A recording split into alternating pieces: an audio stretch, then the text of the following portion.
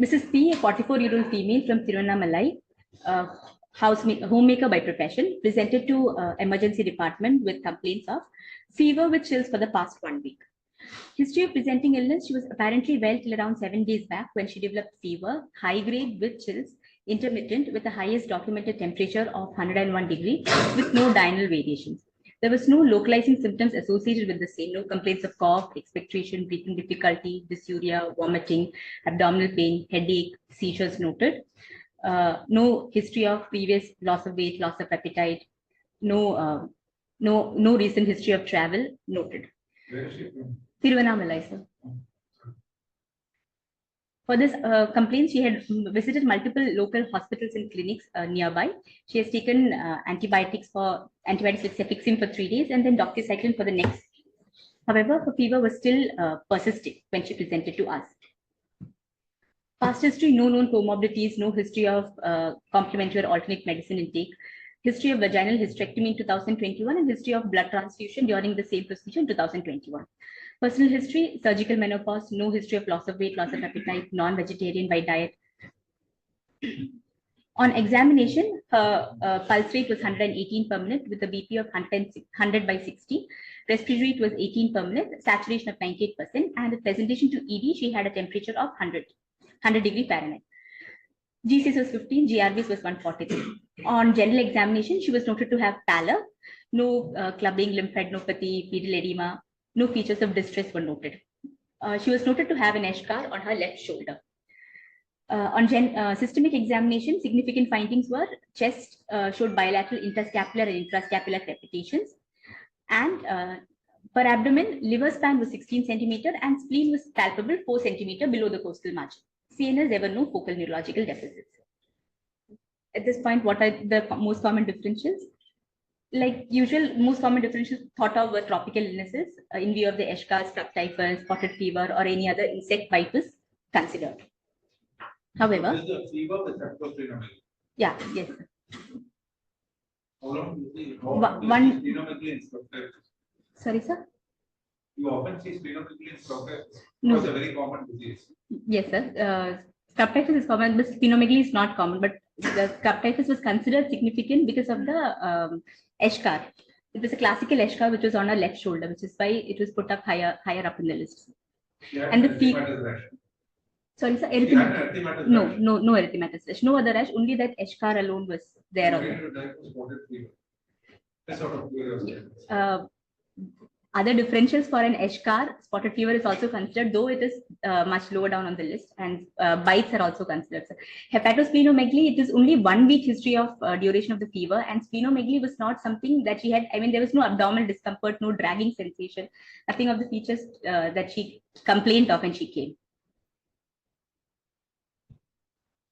However, on investigation, she was noted to have HB of 8.77. Total counts were 800. Differential counts were neutrophils of 23, lymphocytes of 70%, and monocytes of 6. Platelets were 55,000. LFT showed SGOT, SGPT of 140, 103. Urea creatinine was 17 with 0.8 creatinine. Transferrin saturation was noted to be 7%.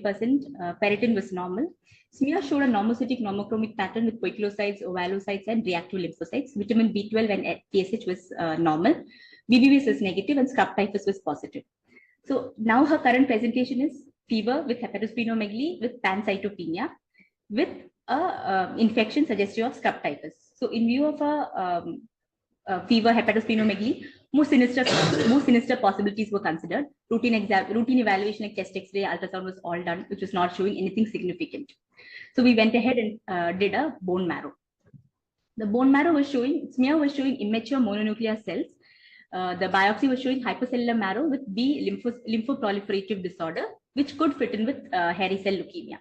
Immunophenotyping was also not confirmatory, but B cell NHL non-Hodgkin's lymphoma, which could fit in with hairy cell leukemia. 52% cells were present in the bone marrow. Hairy cells were present in the bone marrow. So what I would like to discuss is hairy cell leukemia in itself is a very rare presentation and very different to how the usual lymphomas present. Hairy cell lymphoma has a very indolent course. It does not usually present with significant fever, night sweats. Occasionally, the patient might complain of symptoms like abdominal pain, dragging sensation because of the splenomegaly.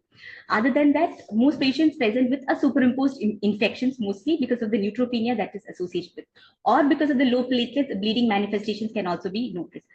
There are a very few proportion of patients who can present with vasculitic features associated with the BHS. So, hairy cell leukemia is a low-grade B-cell lymphoproliferative disorder. Another rare present lymphadenopathy or hepatomegaly also per se is not seen much in hairy cell leukemia. Splenomegaly with pancytopenia and bone marrow infiltration is the only usual findings that are found in hairy cell leukemia. However, immunohistochemical staining is very specific for hairy cell leukemia. It includes bright stain staining for pan B cell markers such as CD19, CD20, and CD22, with positive staining for 11C, which is not typical for B cell, usually seen in neutrophils and monocytes, CD25, CD103, and negative for CD5, CD10, and CD23. And the near universal prevalence of BRAF V600E mutation is one of the defining features of hairy cell leukemia. However, nowadays there are other mutations which do not show a BRAF 600E presentation as well. So, looking up at what are the most common infections seen in hairy cell leukemia, it was noted that most common infections noted are bacterial pneumonia and sepsis with UTI, with Pseudomonas aeruginosa, E. coli, Staph aureus were the common infections that were noted with non-Hodgkin's with hairy cell leukemia. Fungal infections were the next in common. Aspergillosis, candidiasis, other next common infections. There's never been any case reports with associated with scrub typhus. Mycobacterium is also much lower down on the list, associated with hairy cell leukemia. So this I would like to present it as a rare report of scrub typhus associated with hairy cell leukemia. So the infections seen in hairy cell leukemia can fall into two main categories. One, bacterial infections associated with neutropenia, and second, opportunistic infections characteristic of the impaired cell-mediated immunity secondary to the corticosteroid therapy that is given in hairy cell leukemia. The frequency of the infections does not relate to the age of the patient, duration of the disease, or the use of any cytotoxic therapy. And it has been noted that splenectomy, post-splenectomy, the number of infections significantly decreases in the hairy cell leukemia because of the improved peripheral neutrophil count, which may, and it also obviates the need for corticosteroids, thereby reducing the tendency towards infectious complications. Another study that I would like to notice, in hairy cell leukemia itself, there are two types of cell proliferations that are noted. Malignant proliferation of monocyte histiocyte-like cells, which have been documented, as well as there are proliferation of B lymphocyte cells. One is the monocyte cells that are proliferating. Another is the subpopulation of B lymphocytes with phagocytic potential. Now, it has been noted that the subpopulation of B lymphocytes predominant in the hairy cell leukemia has been associated with more phagocytic properties, and they have been associated with lesser infections.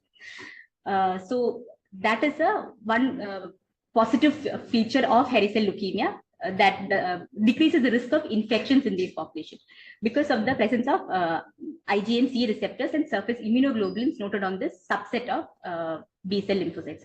However, our patient was lost to follow-up. She continued treatment at another center. So we are not very sure whether this patient particularly had... cytogenic immunophenotyping.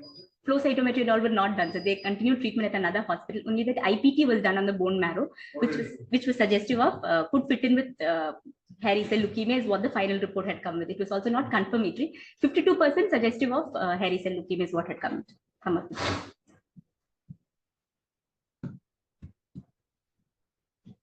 And the fever settled with treatment of scrub typhus? Yes, sir. Yes, so the fever settled. So hairy cell leukemia, it per se does not cause fever, night sweats, any of those things. The fever is what it suspected, prompted us to think that there's an overlying superimposing infection on from the fever. Yes. Thank you. Yeah. Go ahead. Doxycycline. Meropenem we had treated with her. There were some features of ARDS and myocarditis in her. So meropenem and doxycycline was what was given to her. Another unusual thing about dating is hairy cell leukemia is common in men. minus one, I think the ratio is much more common in men. It's really rare in women.